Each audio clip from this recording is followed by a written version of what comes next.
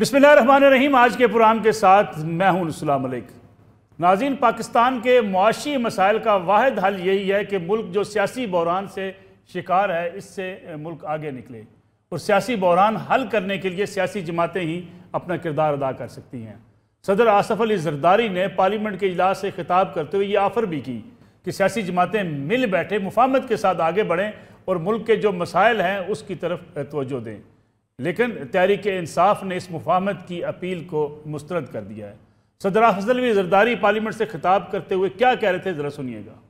At the same time, in my considered view, it is time to turn a new page as a new beginning, which it is, that we can build on our strength by investing in our people, by focusing on public needs. I also feel that we have little time to waste.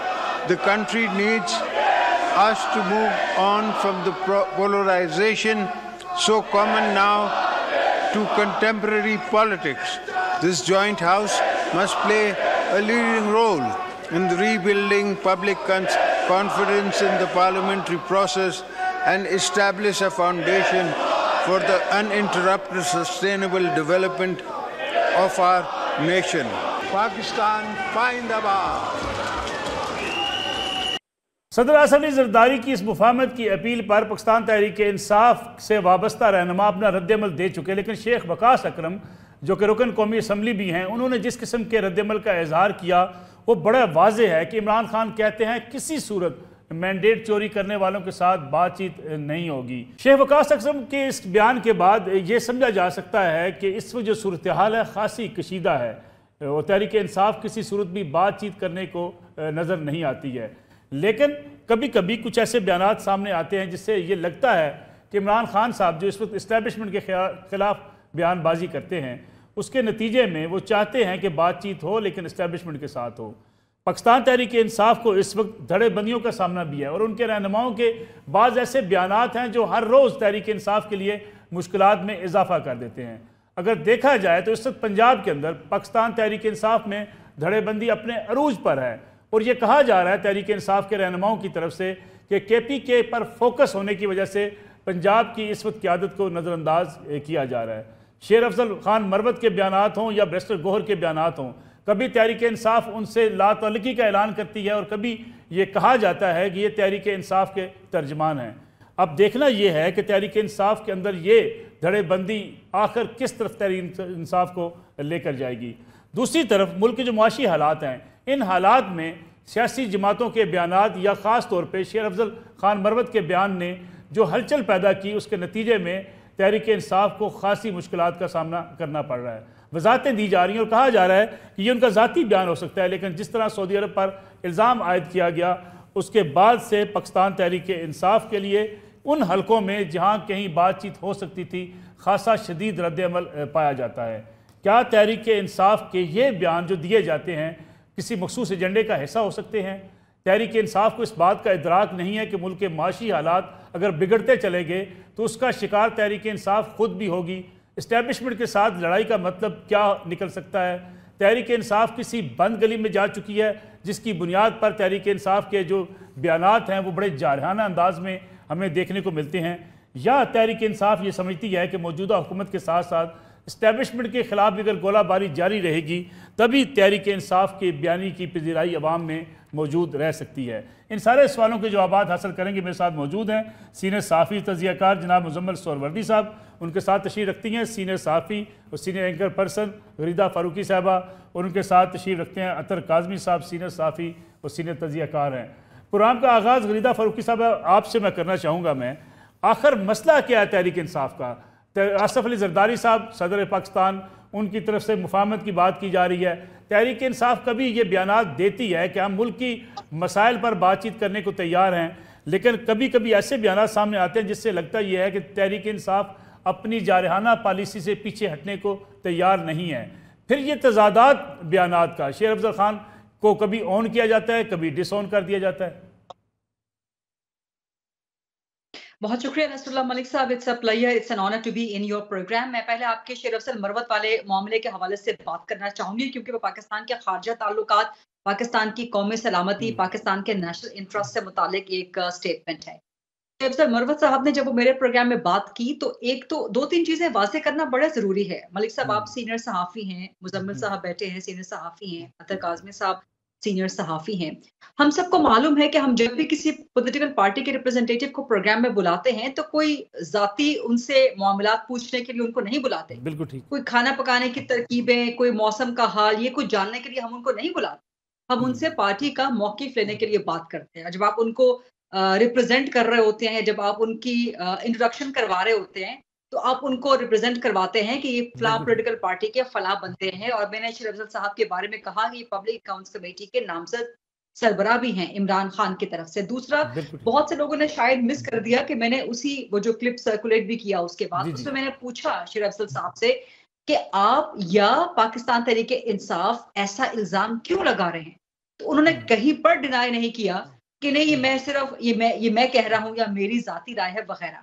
और सियासतदानों की ज़ाती राय इसका मतलब ये हुआ कि हम जिस भी पॉलिटिकल पर्सनैलिटी को अपने प्रोग्राम में बुलाएं गेस्ट को, तो हम हर सवाल पर उनसे ये पूछें कि ये आपकी ज़ाती राय है या ये पार्टी पॉलिसी है। ऐसा नहीं होता है।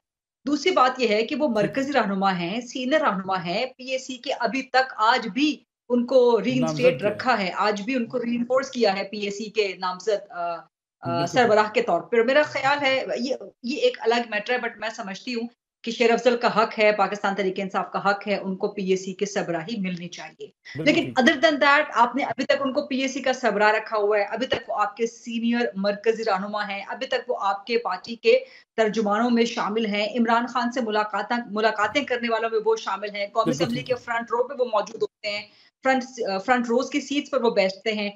कौमी असेंबली में अगर अपोजिशन का एहतजाज करवाना हो, शेर अफजल उसको लीड कर रहे होते हैं। ज़िमनी इलेक्शन की कैंपेन चलानी हो, शेर अफजल उसको लीड कर रहे होते हैं। केपी के बाद पंजाब की ज़िम्मेदारी भी उनको सौंप दी है। तो ये जो है ना, आई मीन आप हाथी के दाँत दिखाने की और खाने की और, सिर्फ तरदीद और वज़ाहत यहाँ पे काफ़ी नहीं है। अगर वाक़ई संजीदा है पाकिस्तान तहरीक इंसाफ और समझती है कि हमारा ये सोच नहीं है हमारी पार्टी की, हमने सऊदी अरब पे जो इल्ज़ाम लगाया है कि हमारी सोच नहीं है पार्टी की, तो शेर अफजल को शो कॉज़ जाना चाहिए था। शो कॉज़ तो अभी तक नहीं गया। उनको पार्टी पोज़ीशन से अलग करना चाहिए था, वो भी नहीं हुआ। ये तो हो गई पीटीआई की ज़िम्मेदारी। हुकूमत कहाँ है? हुकूमत सो रही है। आपको याद होगा पिछले 16 महीनों में जब शहबाज शरीफ वज़ीर-ए-आज़म बने थे, उससे पहले भी वो बार-बार ये लफ़ाज़ी, ये तकारीर किया करते थे कि जी हम कौमी सलामती पे कोई समझौता नहीं करेंगे। हम अफ़वाज पाकिस्तान के तक़द्दुस पे कोई समझौता नहीं करेंगे। हम मुल्की मफ़ादात, आप सिर्फ़ ये लफ़ाज़ी कर दें, आप वज़ीर-ए-आज़म हैं, आप हुकूमत हैं, आपने कोई कार्रवाई करनी है, आपने अपने अमाल से साबित करना है कि नहीं करना, कि नेशनल सिक्योरिटी आपकी ज़िम्मेदारी है या आप उसको प्रोटेक्ट कर सकते हैं। ये कॉन्स्टिट्यूशन में लिखा हुआ है। आइन का आर्टिकल 19 जो कि आज़ादी इज़हार राय को प्रोटेक्ट करता है, वो ये भी कहता है कि आप पे रिस्ट्रिक्शंस हैं कि आप पाकिस्तान के कौमी मफादात, कौमी सलामती और फ्रेंडली स्टेट्स के साथ ताल्लुकात के बारे में कोई गलत बात नहीं करेंगे। और सिर्फ यही नहीं कहा शेर अफजल साहब ने, मलिक साहब मेरे प्रोग्राम में आगे चलकर उन्होंने एक और गलत इल्जाम लगा दिया कि जी पाकिस्तान ने अमेरिका को 2 अड्डे दे दिए बलूचिस्तान। मैं उसकी तरफ भी आना चाहता था। बिल्कुल ठीक है। अब इसका भी कोई सबूत नहीं है, तो कोई कार्रवाई तो कहीं होनी चाहिए ना हुकूमत की तरफ से, कोई एक्शन तो नजर आना चाहिए। कम से कम आप पार्लियामान में कोई करारदाद तो लेके आए। बिल्कुल सही कहा आपने। मैं वापस आता हूँ गरीदा फारूकी साहब आपके सामने। मुज़म्मिल सोहरावर्दी साहब, जो गरीदा फारूकी साहब ने इंटरव्यू किया वो भी आपने सुना, अभी आपने उनका तज़िया भी सुना कि अगर ना उस पर कोई पार्टी की तरफ से शोकाज नोटिस जारी किया जाता है, ना हुकूमत को इस पर कोई ऐसा एक्शन लेती है, ये बयानात सोच समझ कर दिए जाते हैं। पार्टी पॉलिसी है, पार्टी के अंदर धड़ेबंदी है, आखिर है क्या? यानी पार्टी को इस बात का एहसास नहीं होता कि इन बयानात के नतीजे में पार्टी के लिए कितनी मुश्किलात हो सकती हैं, पाकिस्तान के लिए कितनी मुश्किलात बढ़ सकती हैं? मेरा नहीं ख्याल वो ऐसी बात कोई है। उन्होंने अपना एक डिस्प्लेयर सऊदी अरब को कन्वे करना था कि अगर आप हम ज़ेरे अताब हैं और आप इस वक्त सरमायाकारी कर रहे हैं तो ये बात हमें पसंद नहीं है। ऐसा डिस्प्लेयर उन्होंने IMF को कन्वे किया, ऐसा डिस्प्लेयर उन्होंने GSP प्लस के लिए कन्वे किया, ऐसा डिस्प्लेयर उन्होंने और दूसरी जहाँ से मौजूदा हुकूमत को या पाकिस्तान को मुफाद मिल सकता था वहाँ PTI पहुँचती है और उसको रोकने की और ब्लॉक करने की कोशिश करती है। ये भी ऐसी एक कोशिश थी, कोई आउट ऑफ द ब्लू तो कुछ भी नहीं हुआ। मेरा मतलब है IMF के दफ्तर के बाहर धरना क्यों दिया गया था, उससे कौन सा पाकिस्तान का, ये जो स्टेट डिपार्टमेंट की हर ब्रीफिंग में एक सहाफ़ी को खड़ा करके सवाल कराया जाता है, out of the blue briefing हो रही होती है ईरान और इसराइल पे, और सवाल हो जाता है कि 6 जजों ने इस्तीफ़ा दे दिया, हालांकि इस्तीफ़ा कोई नहीं दिया। तो ये सब जो मैनेज चीज़ें पाकिस्तान के लिए कराई जाती हैं ताकि वहाँ से पाकिस्तान की तो ये सब कुछ एक मुसलसल कैंपेन के तौर पे हो रहा है। ये जो लॉबिंग फर्में हायर की जाती हैं वो किस लिए हायर की जाती हैं? वो को पाकिस्तान का इमेज बेहतर करने के लिए तो नहीं हायर की जाती हैं। तहरीक इंसाफ की पॉलिसी है कि जब तक वो इक़्तिदार में ना आए तब तक पाकिस्तान को या इस हुकूमत को मिलने वाली हर मराद को रोकना है और हर जगह इसको डैमेज करना है। ये कंसिस्टेंट पॉलिसी है। ये कोई मेरा मतलब है कि ऐसा नहीं है कि सिर्फ सऊदी अरब के लिए है।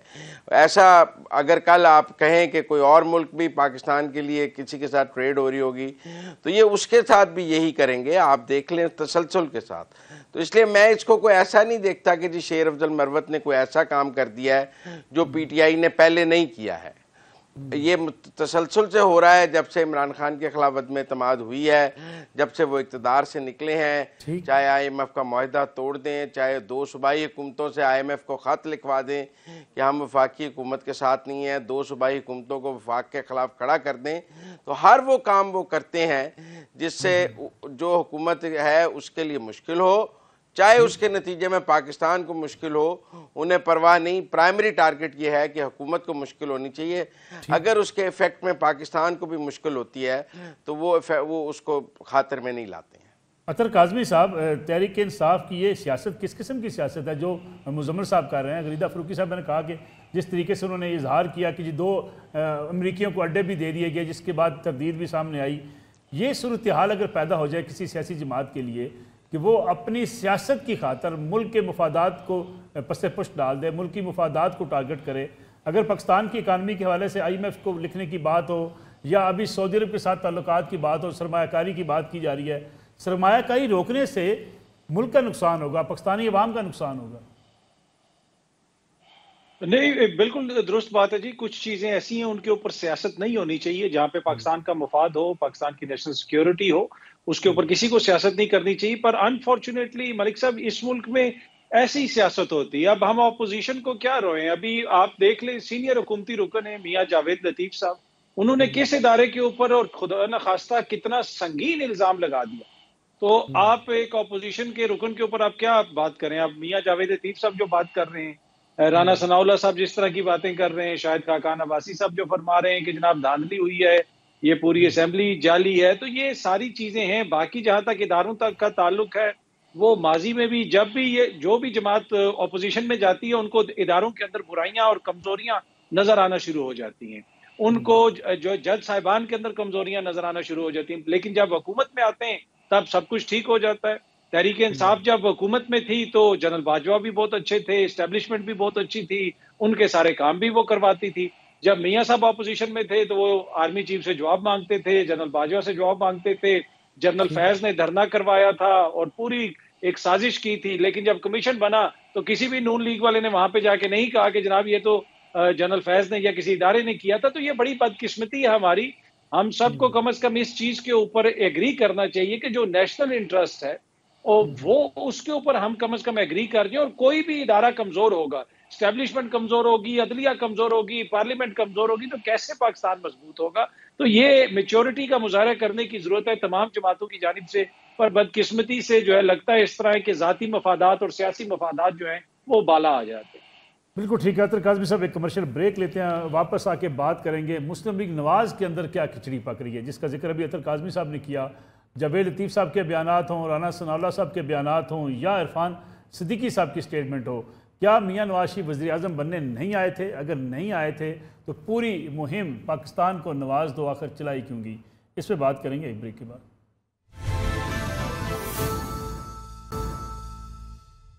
पुराना एक बार फिर खुश आमदीद। गरीदा फ़ारूकी साहबा, ये जो मुस्लिम लीग नवाज़ ने मौक़िफ़ इख्तियार किया हुआ है, कभी कहते हैं वज़ीर आज़म बनने मियां नवाज शरीफ पाकिस्तान आए थे, कैंपेन यही चलाई गई, अखबारात को इश्तिहारात दिए गए, वज़ीर आज़म चौथी बार, फिर ये कहा गया नहीं मियां नवाज शरीफ तो वज़ीर आज़म बनने ही नहीं चाहते थे। फिर आजकल बयानिया जिसका जिक्र अभी किया अतर काज़मी साहब ने भी, मियां जावेद लतीफ़ साहब किसी पे इल्ज़ाम लगाते हैं, कभी कहते हैं मियां नवाज शरीफ के साथियों को हरवा दिया गया, शहबाज शरीफ साहब के साथी जीत गए। मुस्लिम लीग नवाज़ का मसला क्या है? मियां नवाज शरीफ वाकई वज़ीर आज़म बनने नहीं आए थे, ये बयानिया आप समझ आती है आपको इसकी?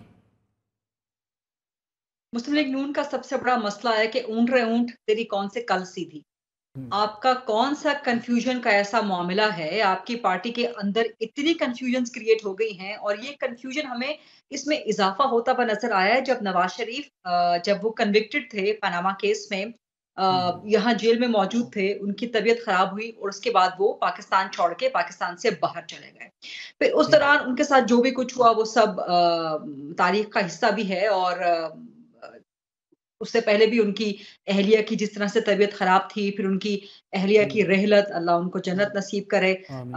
सो मेरा ख्याल है कि एक डिस्कनेक्ट, बहुत बड़ा डिस्कनेक्ट आ गया है नवाज शरीफ के दरमियान और वर्कर के दरमियान। अब देखिए कितने महीनों से नवाज शरीफ पाकिस्तान में है, लेकिन कम से कम मैंने नहीं सुना, हम में से किसी ने नहीं सुना ना देखा है। सहाफियों से तो इक्का दुक्का मुलाकातें हुई हैं, लेकिन वर्कर के साथ एक डिस्कनेक्ट है।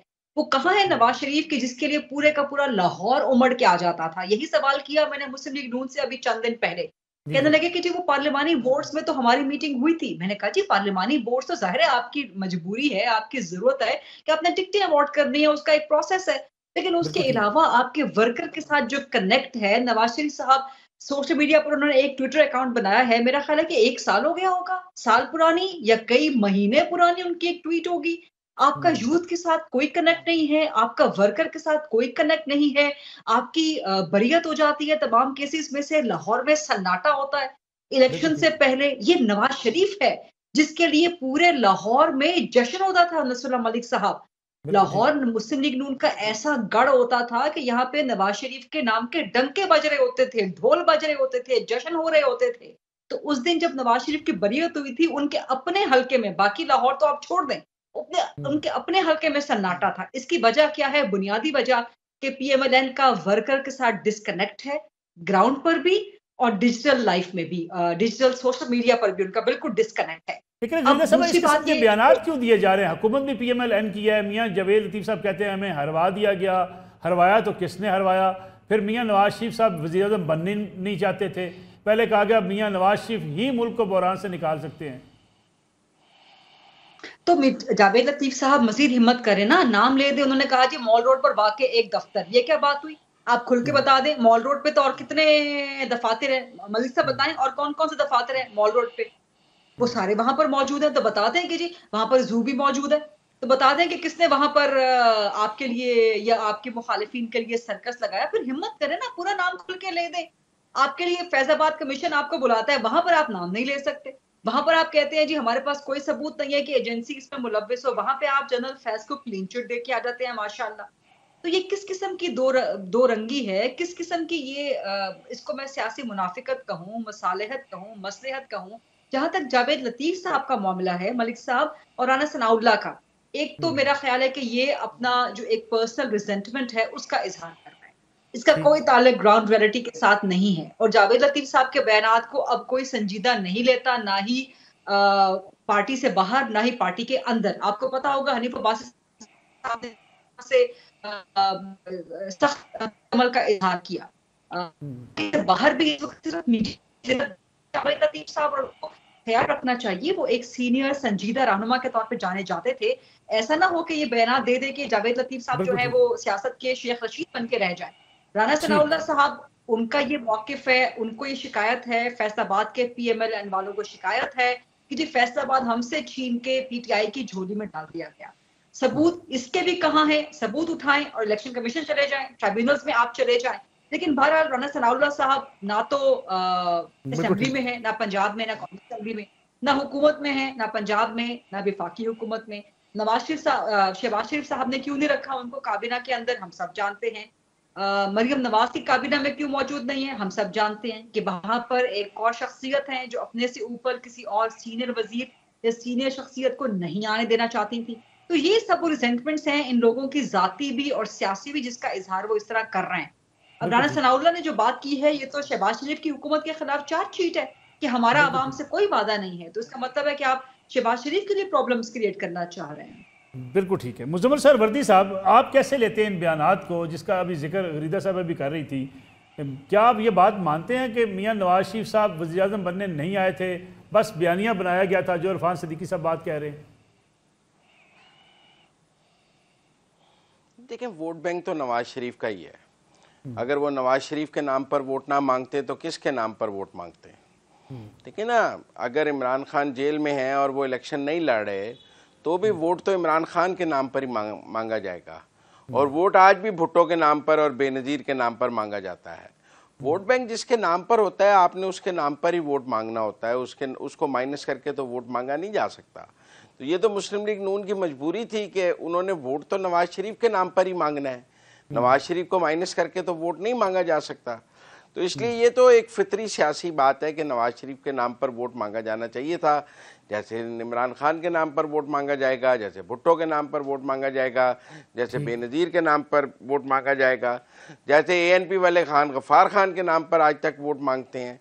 तो इसलिए मेरे ख्याल में इसमें हमें तो ये बात समझनी चाहिए कि फितरी बात थी वो क्या, अगर नवाज शरीफ का नाम आगे ना रखते तो ये वोट कहाँ से मिलता। तो मैं तो इसको कोई इस तरह देखता हूँ कि ये उनकी सियासी मजबूरी थी। लेकिन क्या शहबाज शरीफ साहब नवाज शरीफ साहब की मर्जी के बगैर वज़ीर-ए-आज़म बने? नहीं, ऐसा मुमकिन ही नहीं था। मतलब अगर नवाज शरीफ ये कहते कि हमने हुकूमत नहीं बनानी, एक बयान वो जाती उमरा से दे देते कि हमने वफाकी हुकूमत नहीं बनानी, तो कोई बना सकता था वफाकी हुकूमत? आपके ख्याल में ये मुमकिन था कि जाके शहबाज शरीफ वफाकी हुकूमत बना लेते? ये मुमकिन नहीं था। लेकिन आप मुस्लिम लीग नून का एक कल्चर समझें कि जो PTI में नहीं है।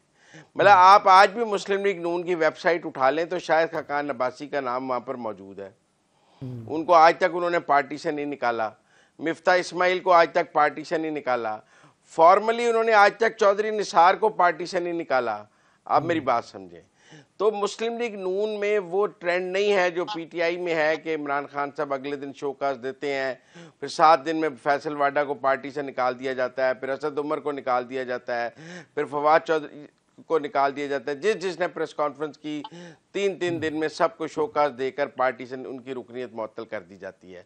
ये ट्रेंड और ये स्ट्रैटेजी मुस्लिम लीग नून में नहीं है। वो लोग वहाँ बात करके आप पार्टी में सर्वाइव कर सकते हैं। ये तो हो सकता है कि आपको टिकट ना मिले, लेकिन ये बहुत कम देखा गया है कि किसी बयान, किसी इंटरव्यू पे अगले दिन शोकाज देकर आपको निकाल दिया जाए। तो इसलिए हमें हर सियासी पार्टी को उसके कल्चर के मुताबिक देखना पड़ेगा। जैसे पीपल्स पार्टी में एतजाज हसन आज भी पीपल्स पार्टी में है, वो चाहे पीपल्स पार्टी के खिलाफ सियासत करें, वो PTI के लिए सियासत करें, लेकिन वो पीपल्स पार्टी में है। रजा रब्बानी साहब पीपल्स पार्टी में हैं, चाहे उनसे नाराज हो चाहे कुछ हो। तो इसलिए सियासी जमातों के अलग अलग कल्चर हैं। हम हर चीज़ को PTI के सांचे में डालकर मत देखें कि जी PTI में चूंकि बड़ा डिसिप्लिन है, क्योंकि PTI तो एक डिसिप्लिन फोर्स को नुकसान नहीं हो रहा इन बयानात से? डिसिप्लिन नुकसान हो रहा है, लेकिन सियासी जमातों के अंदर ये एक बहस का अमल जारी रहता है। हमने मुफाहमत और मुजामत की कितनी बहस देखी है मुस्लिम लीग नून में। एक भाई मुफाहमत का नारा लगा रहा था, एक भाई मुजामत का नारा लगा रहा था। तो क्या नवाज शरीफ ने उस वक्त शहबाज शरीफ को पार्टी से निकाल दिया था? नहीं। इन दी एंड डायलॉग के नतीजे में मुफाहमत ऊपर आ गई, तो क्या शहबाज शरीफ ने नवाज शरीफ को डिसोन कर दिया? ये पार्टी के अंदर डायलॉग चलना चाहिए, ये पॉलिटिकल प्रोसेस का हिस्सा है।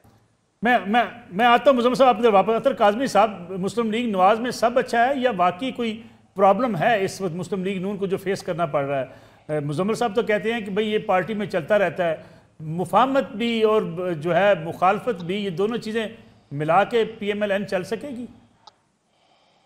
देखिए, मैं एग्री करता हूँ मुजम्मल साहब से। मुस्लिम लीग नून में कोई मसला नहीं है, उन्होंने जिस तरह वाजे कर दिया। असल में मसला PTI के कल्चर का है। PTI का कल्चर बड़ा खराब है, तो इस वजह से जावेद लतीफ साहब जो है इल्जामात लगा रहे हैं दूसरों के ऊपर, इस वजह से राना सनाउल्लाह साहब बातें कर रहे हैं। तो ये PTI वालों का कल्चर अगर ठीक होता तो मेरे ख्याल में नून लीग में इस तरह की बातें ना होती। दूसरी बात ये है कि अब नून लीग के अंदर हो रहा क्या है। आप देख लें कि हुकूमत बनी, सियासी जो कारकुन होता है वो अपनी उम्र लगा देता है एक सियासी जमात के साथ। उसकी जमात की जब हुकूमत आती है, उसकी ख्वाहिश होती है कि मैं भी उसका हिस्सा बनूं, हम भी अपने इलाके में काम कर सकें।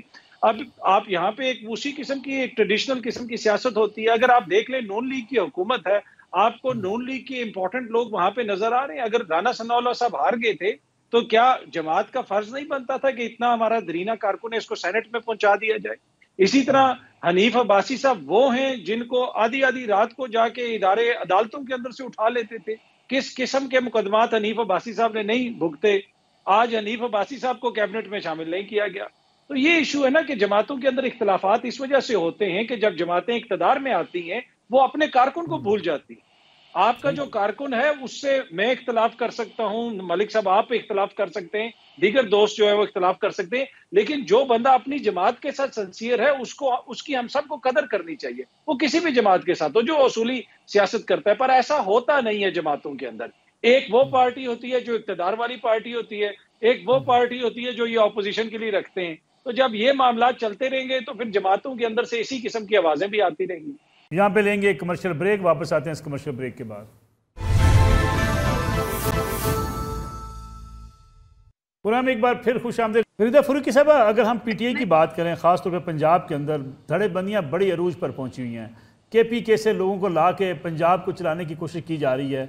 यहाँ के लोग गिला शिकवा करते हैं जी कि KPK पे फोकस है पीटीआई का, हमें नज़रअंदाज कर दिया गया है। कुछ लोग जो जेलों में मौजूद हैं वो गिले शिकवे करते हैं, पार्टी में पूछती नहीं है। पार्टी पंजाब के अंदर मुश्किलात का शिकार हो रही है। मैं आपके इस सवाल का जवाब जरा देती हूँ मलिक साहब, आपकी इजाजत से। जो पहले गुफ्तगू हो रही थी, मुजम्मिल सोहरवर्दी साहब की बात बिल्कुल दुरुस्त है कि मुस्लिम लीग नून में वोट पड़ता है नवाज शरीफ के नाम का, लेकिन क्या मुस्लिम लीग नून ने यह आखिरी इलेक्शन लड़ा है? क्या इसके बाद इलेक्शन नहीं लड़ना मुस्लिम लीग नून ने? तो क्या आप हर दफा हर इलेक्शन के टाइम पे इसी तरह अपने वर्कर को धोखा देंगे कि आप दिखाएंगे कुछ और उसके बाद लेकर आएंगे कुछ और? कि आप नवाज शरीफ को वजीर आजम बनवाने के अखबारात के फ्रंट पेज के इश्तिहारात देंगे, इलेक्शन से सिर्फ 2 या 3 दिन पहले आपकी पूरी कैंपेन होगी कि पाकिस्तान को नवाज दो, लेकिन उसके बाद जब आप वजीर आजम बनवाएंगे तो शहबाज शरीफ को या किसी और को बनवा देंगे। तो ये तो फिर सीधा सीधा आप अपने कारकुन के साथ फ्रॉड कर रहे हैं, आप धोखा कर रहे हैं, जो कि नहीं करना चाहिए। पीपल्स पार्टी में ठीक है भुट्टो के नाम पे वोट पड़ता है, लेकिन पीपल्स पार्टी में पता है, वर्कर को पता है, सब लोगों को पता है कि जी वजीर आजम बनेंगे तो बिलावल। ऐसा नहीं होगा कि वो बिलावल के नाम पे या भुट्टो के नाम पे वोट लें और वजीर आजम बना दे आसिफा को।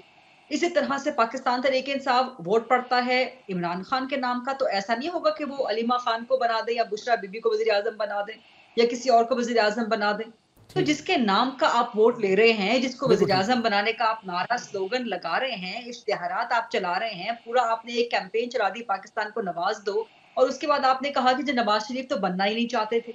मैं कल मंसूर खान साहब के प्रोग्राम में थी, मैंने वहां भी कहा था, आपको भी बता देती हूँ कि मेरी कोई दिसंबर में मुलाकात हुई थी नून लीग की एक बड़ी सीनियर शख्सियत से लाहौर में। उन्होंने तभी बता दिया था कि नवाज शरीफ वजीर आजम नहीं बन रहे। उससे पहले हमारे पास खबरें पहुंच चुकी थी। मैं अपने प्रोग्राम्स में भी, दीगर प्रोग्राम्स में भी जहां जाती थी, मैं ये बात करती थी कि शायद नवाज शरीफ वजीर आजम ना बने, शहबाज शरीफ के चांसेस मजबूत हैं। लेकिन वो पहला इंस्टेंस था कि जहां हॉर्सेस माउथ से कंफर्मेशन मेरे पास आ रही थी। मैंने उस वक्त पूछा, मैंने कहा जी ऐसा कैसे होगा कि नवाज शरीफ वजीर आजम नहीं बनेंगे? उन्होंने कहा कि जी हो सकता है नवाज शरीफ खुद स्टेप डाउन कर दें और शहबाज शरीफ को आगे कर दें। तो इसका मतलब है कि आपके अंदर सोच पहले से मौजूद थी, और उस सोच को जैसे इरफान सिद्दीकी ने इसकी कंफर्मेशन कर दी कि जी नवाज शरीफ तो वजीर आजम बनने आए ही नहीं थे, तो फिर आपने सिर्फ वोट लेने के लिए अपने वोटर के सेंटिमेंट को कैश किया। ये वो डिस्कनेक्ट है जिसकी मैं आपसे बात कर रही थी। बिल्कुल ठीक कि ये डिस्कनेक्ट आप वर्कर के साथ, मुस्लिम लीग नून और खास तौर पे नवाज शरीफ अपने वर्कर के साथ इस डिस्कनेक्ट को, इस खलीज को बढ़ा रहे हैं। अगर आप अपनी पार्टी को लॉन्ग टर्म उसे कोई ऑक्सीजन देना चाहते हैं, वेंटिलेटर पे रखना चाहते हैं, तो वर्कर के साथ कनेक्ट करें, ना सिर्फ ऑन ग्राउंड बल्कि सोशल मीडिया पे भी। अब दूसरी बात आपकी, पाकिस्तान तरीके इंसाफ मैं हमेशा कहती हूँ जी, पंजाब और पाकिस्तान तरीके इंसाफ, इमरान खान का नाम लेके पाकिस्तान तरीके इंसाफ जब तक सियासत करेगी, मेरे नजदीक तब तक पाकिस्तान तरीके इंसाफ कामयाब नहीं हो सकता, क्योंकि Imran Khan is gone, Imran Khan is done and dusted for now. Imran Khan अभी खत्म शुभ है, अभी उनकी वापसी का आप भूल जाएं। आपने जितना भी वोट ले लिया, आपने जितना भी शोर शराबा मचा लिया, बट द फैक्ट इज कि इमरान खान वजीर आजम नहीं है, इमरान खान वजीर आजम नहीं बने। और जिस तरह के बयानात वो दे रहे हैं, अभी शेर अफजल मरवत को इंपोर्ट करने की केपी से पंजाब में जरूरत क्या पड़ी? क्योंकि पंजाब में आपकी पार्टी बिल्कुल निल है, खत्म होके रह गई है, खत्म शुद्ध होके रह गई है। इतनी वहां पे तितर बितर है, किसी के अंदर उतना दम नहीं है कि वो पार्टी को चला सके। हमाद अजहर तो ये वो खुम्बी हैं, वो मशरूम हैं जो 8 फरवरी के बाद निकल के सामने आई। उससे पहले कहाँ थे ये? गरीब साहब, मुझे आपको इंटरप्ट करने चूंकि प्रोग्राम का वक्त बिल्कुल बड़ा मुख्तसर रह गया है। मुजम्मिल साहब से और काज़मी साहब से मैं कमेंट भी चाहूँगा। मुजम्मिल साहब, इमरान खान साहब किस्सा पारीना बन चुके? नहीं, मैं ऐसा नहीं समझता, क्योंकि मुझे पाकिस्तान की एस्टेब्लिशमेंट पे कोई इतना ज़्यादा कामिल यकीन नहीं है। वहाँ जब चेंज ऑफ लीडरशिप होती है तो चेंज ऑफ पॉलिसी हो जाती है। और ऐसा हमने सुना था कि जिस बंदे के नाम के साथ शरीफ होगा वो उसकी पाकिस्तान में कोई सियासत नहीं होगी, उसकी सियासत ख़त्म हो गई है। हम 2018 में ही सुनते थे कि जिसके नाम के साथ शरीफ लगा होगा वो अब पाकिस्तान में कुछ नहीं बन सकेगा। फिर हमने देखा कि शरीफों का ही राज आ गया। हमने उससे पहले ज़ियाउल-हक दौर में देखा कि उन्होंने कहा जो भुट्टो है, भुट्टो ख़त्म शुद, भुट्टो के बाद अब भुट्टो का कोई वारिस भी कभी कुछ नहीं बन सकेगा। तो मैं कोई इतनी ज़्यादा पाकिस्तान की इस्टेब्लिशमेंट पे यकीन नहीं रखता। यहाँ जब चेंज ऑफ लीडरशिप होती है तो चेंज ऑफ पॉलिसी हो सकती है। आप कह सकते हैं कि मौजूदा लीडरशिप जो है इस्टेब्लिशमेंट की, जब तक ये मौजूद है तब तक इमरान खान का कोई चांस नहीं है। जब भी नई लीडरशिप आएगी हमें उसकी नई पॉलिसी देखनी पड़ेगी। हो सकता है वो आकर कह दे कि पिछले ने सारा गलत किया है, जैसे कि अक्सर होता रहा है। आज भी हम देखते हैं कि नई लीडरशिप कहती है बाजवा साहब ने गलत किया, क्यानी साहब कहते थे मुशर्रफ ने गलत किया, रहील शरीफ साहब कहते थे क्यानी ने गलत किया, बाजवा साहब कहते थे रहील शरीफ ने गलत किया। तो हम पाकिस्तान आर्मी का ये कल्चर हम देखते हैं, जब चेंज ऑफ लीडरशिप होती है एस्टेब्लिशमेंट में तो पॉलिसी नई आ जाती है। तो मैं कोई ख़त्म शुद्ध वाली बात तो नहीं करता। हाँ, मौजूदा सिनेरियो में जब तक मौजूदा लीडरशिप है तब तक मुझे उनका रास्ता नज़र नहीं आता। ठीक है। अतर काज़मी साहब, शेर अफजल मरवत साहब को पंजाब ला के पंजाब के मामला पीटीआई बेहतर ठीक कर सकती है? देखें, इस वक्त अगर पाकिस्तान की सियासत को कोई लीड कर रहा है और पाकिस्तान की सियासत कोई चल रही है, आज आप 7 बजे से लेके 11 बजे तक सारे प्रोग्राम्स उठाइएगा, अगर कोई चीज डिस्कस हो रही है तो वो इमरान खान और उसकी सियासत और उसकी जमात की सियासत। आपका कोई खबरनामा उसके बगैर कंप्लीट नहीं होता। आज वो जेल में बैठा हुआ है, 6 महीने से ना उसकी किसी ने तस्वीर देखी है, ना किसी ओपन जगह पे कैमरे के सामने उसको पेश किया गया है, लेकिन वो आपका सोशल मीडिया भी डोमिनेट कर रहा है, वो आपका सियासी मंजर भी डोमिनेट कर रहा है और सियासी मंजरनामा जो सामने है उसको भी डोमिनेट कर रहा है। तो इस वक्त अगर कोई सियासत पाकिस्तान के अंदर किसी की चल रही है तो वो इमरान खान की है। उनसे सिंबल भी लिया गया, उसके बावजूद तमाम सियासी जमातों को उसने शिकस्त दी है। तो ये मैं इससे एग्री नहीं करता कि उनकी सियासत खत्म हो गई है। मेरे ख्याल में अब अगर आइन और कानून हम खत्म कर दें तो वो अलग बहस है। अगर हम ये कहें कि जनाब इस मुल्क में अब आइन और कानून कोई नहीं है, इसलिए कि चंद लोगों ने ये फैसला कर लिया है कि इसको मियाँ साहब को नहीं आने देना या उसको नहीं आने देना, तो वो तो उस पर तो हम बहस कर सकते हैं। जहां तक अगर इस मुल्क में जमहूरियत है, अवाम है, लेकिन और पंजाब के लिए केपीके की लीडरशिप आके क्या करेगी? देखिए जी, उससे पहले आप देख लेना किस किस्म के यहाँ पे हालात थे कि हर बंदे को गिरफ्तार कर लिया। आपकी ख्वातीन जो है डॉक्टर यास्मीन राशिद, दीगर आलिया हमजा मलिक, वो जेलों में पड़ी हुई है। जो बंदा बाहर निकलता है उसको आप पकड़ लेते हैं। मियाँ जावेद असलम साहब आके अपना हलफ नहीं ले सकते, तो भाई कहीं से तो फिर क़यादत आनी है ना। तो ये इशू है कि आप अगर सियासी एक्टिविटी की इजाजत नहीं देंगे, लोगों को बाहर नहीं निकलने देंगे। वही जो अली अमीन गंडापुर के हवाले से कहा जाता था कि 9 मई का सबसे बड़ा मुलजिम नहीं मुजरिम है वो, तो बाद में पता चला कि जी वो वज़ीर आला भी बन गया, उसको ब्रीफिंग्स भी दी जा रही हैं हर तरफ से। तो ये एक सियासत है, पाकिस्तान में चेंज होती रहती है। मेरे ख्याल में अब हो सकता है 6 महीने बाद काज़मी साहब, वर्दी साहब, वजीदा फारूकी साहब, तीनों मेहमानों का बहुत शुक्रिया। नाज़रीन, आज का प्रोग्राम था। इंशाअल्लाह कल आपकी खिदमत में दोबारा हाजिर होंगे। इजाज़त दीजिए। अल्लाह हाफ़िज़।